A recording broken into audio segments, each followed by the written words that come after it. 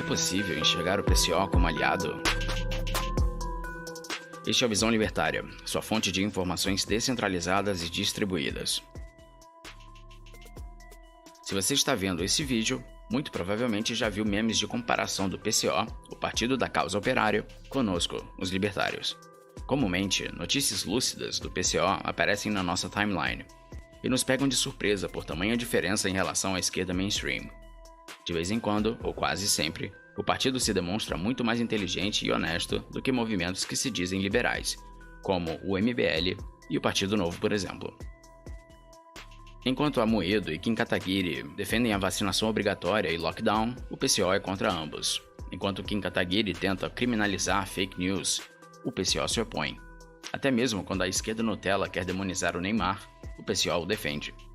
Recentemente, o PCO se opôs à expulsão de Trump do Twitter, o que é um ato conflitante com o restante da esquerda. Apesar desses comportamentos que são compatíveis com os princípios libertários, é possível enxergar o PCO como aliado?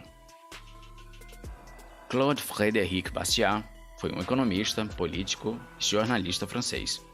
Um liberal que foi imortalizado por seus escritos, como A Lei e O que se vê e o que não se vê. Foi também citado por Rothbard e outros libertários como um proto-austríaco.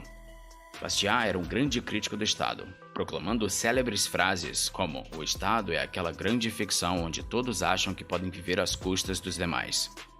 E o custo real do Estado é a prosperidade que não temos, os empregos que não existem, as tecnologias a que não temos acesso, os negócios que não existem e o futuro brilhante que nos é roubado. Convicto do que falava, as suas críticas ao Estado chamaram a atenção de pessoas cuja filosofia política não eram tão compatíveis com a dele. Pierre-Joseph Proudhon, conhecido por nós brasileiros simplesmente como Proudhon, economista e membro do Partido Francês, foi um dos mais influentes anarquistas de esquerda do mundo, além de ser o primeiro a se autoproclamar anarquista, termo que até então era considerado pejorativo entre os revolucionários. Foi chamado ainda em vida de socialista utópico por Karl Marx. Proudhon defendia que o fim do Estado poderia ocorrer de forma pacífica. Ele concordava com Bastiat em alguns de seus textos, além de frequentemente ficarem do mesmo lado na Assembleia Nacional Francesa, ou seja, do lado esquerdo.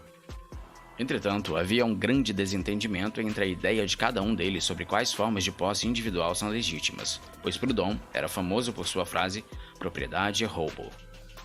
Entre 1849 e 1850, Frédéric Bastiat e Pierre-Joseph Proudhon realizaram debates nas páginas do La Voix du Peuple, A Voz do Povo, no original em francês, jornal do Proudhon, sobre um dos temas que mais causavam conflitos entre eles, a natureza e a legitimidade da cobrança de juros. Cada um deles iniciava seu discurso respeitosamente elogiando o oponente. Proudhon escreveu, abre aspas, "O Sr. Bastiat é um autor completamente revestido do espírito democrático. Apesar de não podermos ainda chamá-lo de socialista, ele já é muito mais que um filantropo. A clareza com a qual ele compreende e descreve a economia política o coloca, se não muito acima, pelo menos muito à frente de outros economistas. O Sr. Bastiat, em outras palavras, é dedicado de corpo e alma à república, à liberdade, à igualdade e ao progresso, como já provou brilhantemente muitas vezes pela sua participação na Assembleia Nacional. Apesar disso, consideramos o Sr. Bastiat como um membro do Partido de Resistência. Sua teoria de capital e juros, diametralmente oposta às tendências mais genuínas e às demandas mais irresistíveis da Revolução, justifica nossa posição." Bastiat agiu da mesma forma, considerando Proudhon, em alguns casos, um defensor da liberdade. Ele escreveu, abre aspas, "Em todos os outros aspectos, você não defende aquilo que é para todos os homens um direito, um atributo, um preceito, liberdade. Você não defende a liberdade de comprar e vender? E o que seria um empréstimo senão uma venda de uso, uma venda de tempo? Porque só essa transação deveria ser controlada? Você tem fé na natureza humana? Então tente destruir suas correntes, não forjar novas." Fecha aspas. Proudhon era contrário à cobrança de juros, pois acreditava que os juros eram uma das fontes da desigualdade e do empobrecimento humano. Ele acreditava que quem pede empréstimo está sendo explorado por quem cobra os juros. Então, ele defendia a gratuidade dos créditos nos bancos, e de fato ele tentou colocar isso em prática, fundando um banco operário mutualista sob juros zero, mas acabou falindo. Bastiat também criticou os altos juros dos bancos, mas encarava isso como uma distorção causada por intervenção do Estado no mercado de empréstimos, que causava menos concorrências do que haveria em um verdadeiro livre mercado. Bastiat considerava o acúmulo de capital como uma forma mais benéfica e justa para melhorar a qualidade de todos. Uma teoria que Proudhon considerava fantasiosa. Pense, por exemplo, que há uma pequena vila em que 30% da população trabalha em plantações de arroz, um produto essencial para a qualidade de vida do povo.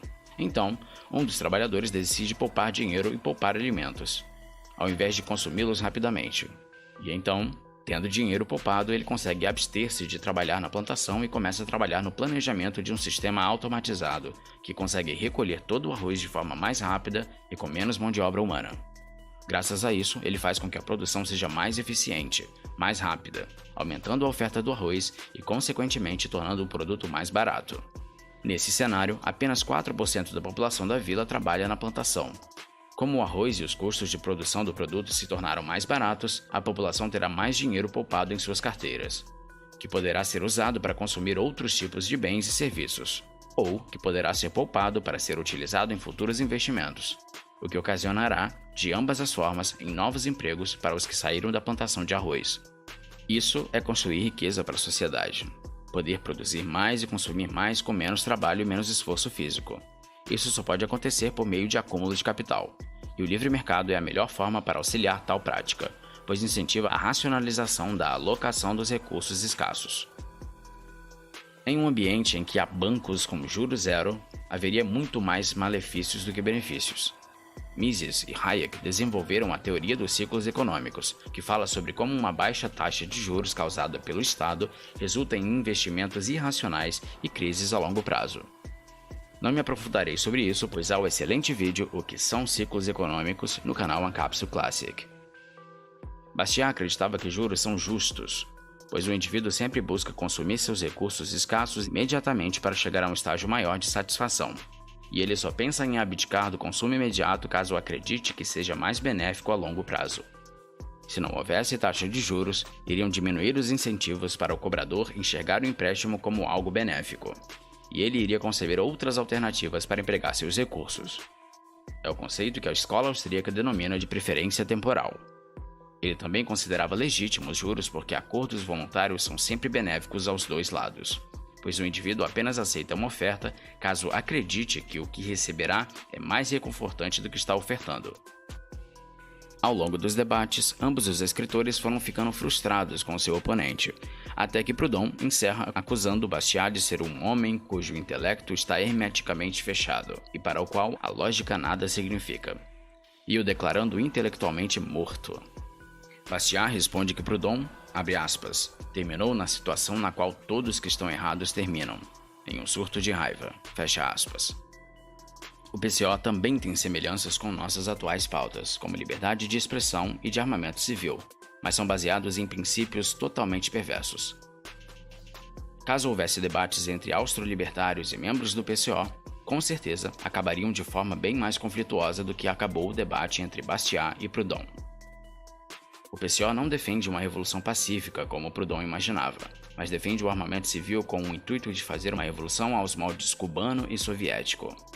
O PCO também defende o aborto, algo que, creio eu, a maioria dos austro-libertários se opõem, tendo em vista os vários debates fervorosos travados entre os mesmos, principalmente quando parte destes levanta o fato de um feto também ser detentor de autopropriedade, mesmo que esta ainda seja apenas potencial e não plena, como a da mãe que o carrega.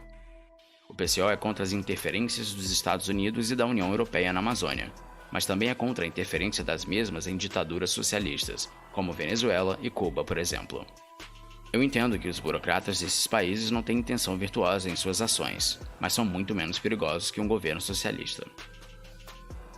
O PCO defende a estatização das empresas e do sistema financeiro.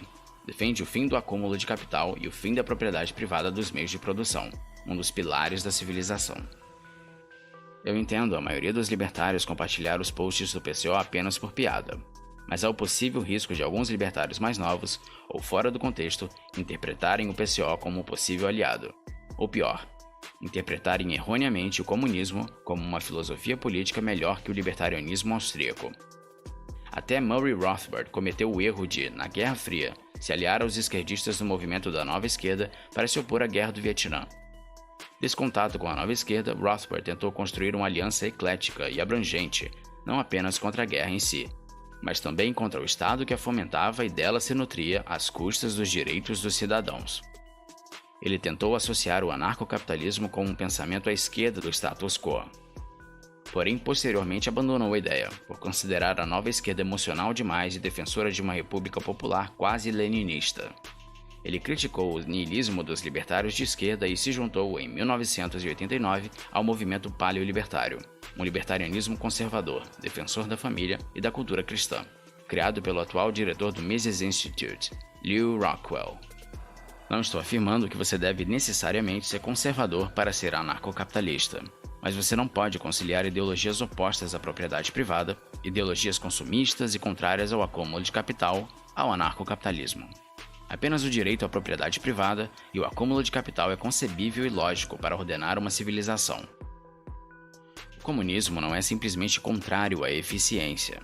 O comunismo é contrário à civilização. Obrigado por sua audiência. Esse artigo foi sugerido e escrito por Nathan Magnus, revisado por Paulo Almeida, narrado por J. Fernandes.